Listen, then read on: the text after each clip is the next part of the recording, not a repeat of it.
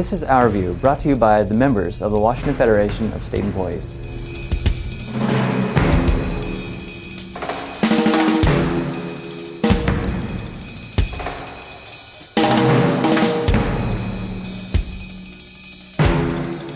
There's new leadership in the AFL-CIO.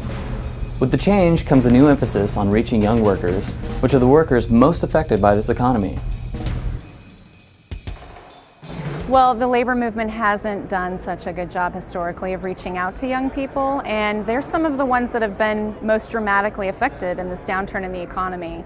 So the labor movement now really is the answer, we think, for a lot of young people who've been so severely impacted. So really making that connection about what can labor unions do to improve your economic standing and improve your ability to earn higher wages and benefits. Well, I think really being a part of a larger progressive movement is something that really appeals to this generation, and they believe in social activism, they believe in fairness and equality, and especially around the issues on class and making sure that the income is distributed equitably. So I think that is a real motivator for young people to join our movement. And one of the tangible things we'd like to do is really, A, start organizing more young people locally into their own young worker councils, and B, really educating young people on their rights in the workplace. I think this notion of collective action really is what the labor movement's all about, and the idea that workers can be more powerful when they band together to really change their economic circumstance. And a lot of people think, oh, I can do it on my own, but in reality, you're not as powerful with just that single voice. While the new social media may be a source of entertainment, state employees are using the technology to better serve our public.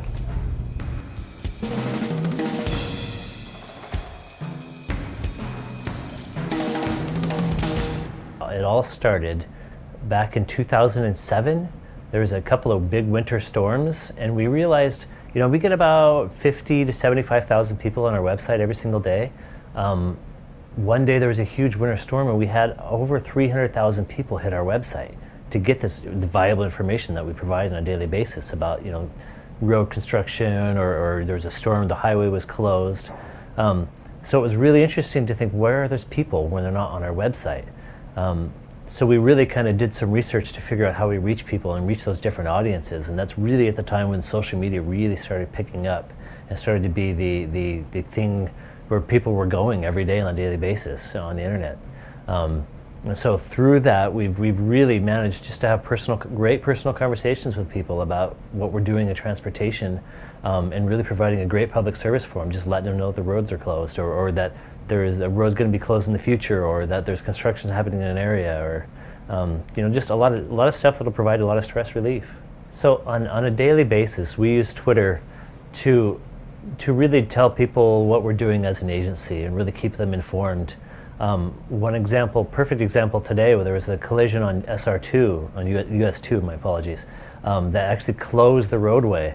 And so we tweeted out, hey, by the way, you're going to need to know this, US 2 is closed.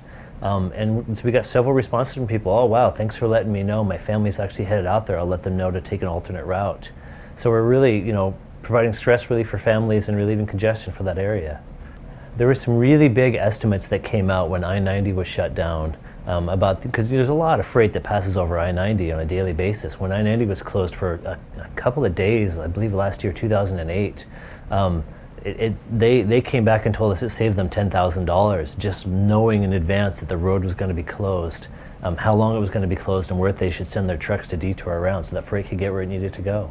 Some of the most valuable information we provide is the mountain pass conditions and letting people know what the freeway is going to look like. I mean, you never know. The weather up there changes hourly sometimes, sometimes by the minute. And just letting people know what the conditions are going to be like so they can prepare for it. Just in case, hey, by the way, there's a lot of snow, we're going to need to do some avalanche control. It really helps just to let them know it's going to be closed at this time, so stay where you are and don't leave yet until we can get that snow off the road and off the hillside. We have some great video on YouTube that, a lot of times, if let's say Stevens Pass is closed and media can't even get up there to kind of see the conditions, I can tell you the pass is closed, but if I have one of my, there's several maintenance workers up with just a regular digital camera taking video to show you how bad the conditions are, it really puts us in a more credible position to say, oh yeah, okay, the road is closed, we believe you. You're not just closing it for no reason. The best way to get tuned into what we're doing via social media is just to go to our homepage at www.wsdot.wa.gov. And just go there and you can actually see on our homepage all the major social media channels that we're in. And friend us, like us, whatever. We hope you find our information useful. We now take you inside a labor dispute in the Middle East. Garment workers are not only fighting for their jobs, but for their dignity. هاي شاي المصنع شامة في 70 عامل بيشتغلوا بنات وشباب، وهذا المصنع هو اللي يعني بيضطهدنا وبنشعر في إذلال فيه، وبنشتغل عن طريق مقاول وسمسار فيه. مصنع رويال لايف ومصنع كبير يعني بصدر برا ووضعه ممتاز، مع ذلك بنعيش حياة صعبة جوا، إذلال وتعب، ودائما بحسسنا بعدم الإنتاج عشان ما نطلبش حاجات منه. مصنع كبير بصدر لألمانيا وبصدر لأمريكا، بصدر لإسبانيا. بنكس القماش وبنخيطه احنا وبنحضره وبنغلفه للجاهز للتصدير لبرا. قبل 5 سنين كانت الأسعار أحسن من هيك، وقبل 7 سنين، بس من بعد الانتفاضة صارت أسوأ، لأنه العمال كثار في الشغل جوا إسرائيل. يعني وقت ما بدك تدشر بجيب غيرك، بدل واحد في ألف. قبل 7-8 سنين ما كانش فيه هون ولا عامل أجنبي، كله عمال عرب. هسا بتفوت على كثير من المصانع بجوز 70% تلاقي روسي وصينية.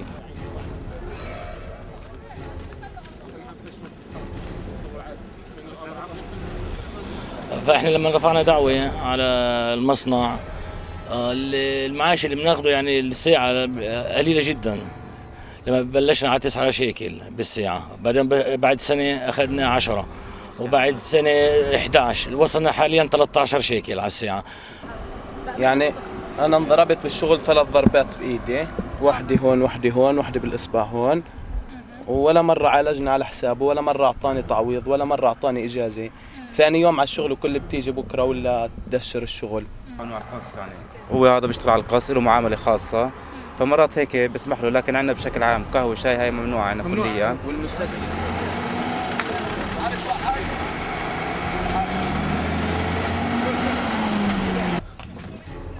تعالي يا سامية.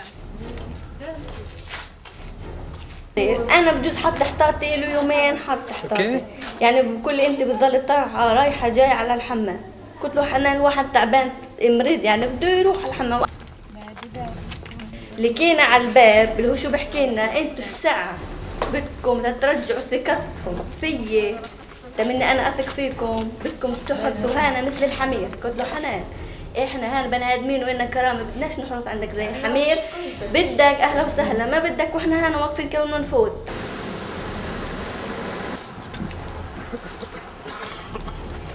احنا اللي خلانا نروح للمحكمة من الحمد لله يعني اتحدنا مع بعض كنا يد واحدة وتوجهنا للمحكمة.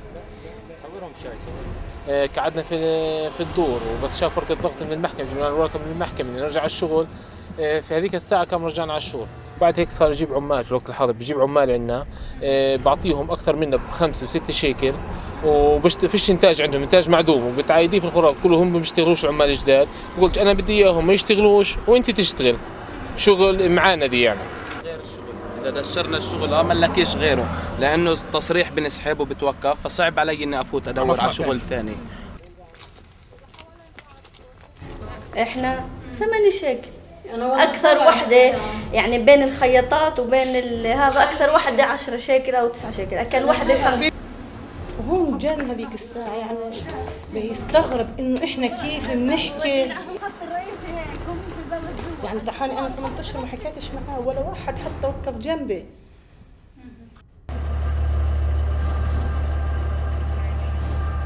Labor has an interesting history.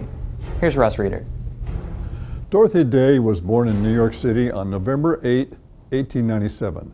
While a student at the University of Illinois, she read widely among socialist authors and soon joined the Socialist Party.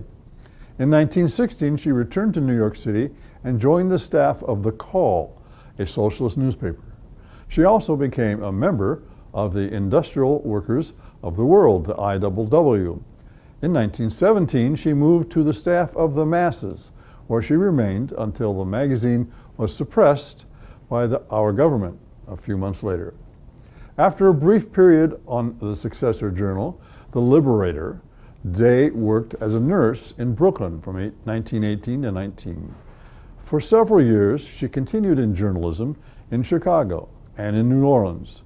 In 1927, following years of doubt and indecision, she joined the Roman Catholic Church, an act that for some time estranged her from her earlier radical associates. In 1932, Day met Peter Morin, a French-born Catholic who had developed a program of social reconstruction which he called the Green Revolution, based on communal farming and the establishment of houses of hospitality for the urban poor. The program aimed to unite workers and intellectuals in joint activities ranging from farming to educational discussions. In 1933, Day and Morin founded the monthly newspaper, The Catholic Worker, to carry the idea to a wider audience, and within 3 years, the paper's circulation had grown to 150,000. And the original St. Joseph's House of Hospitality in New York City had served as a pattern for similar houses in a number of other cities. The Catholic Worker took boldly radical positions on many issues. During World War II, it was an organ for pacifism and for support of Catholic conscientious objectors. As far as I know, The Catholic Worker is still published, and there are editions produced in some of our larger cities.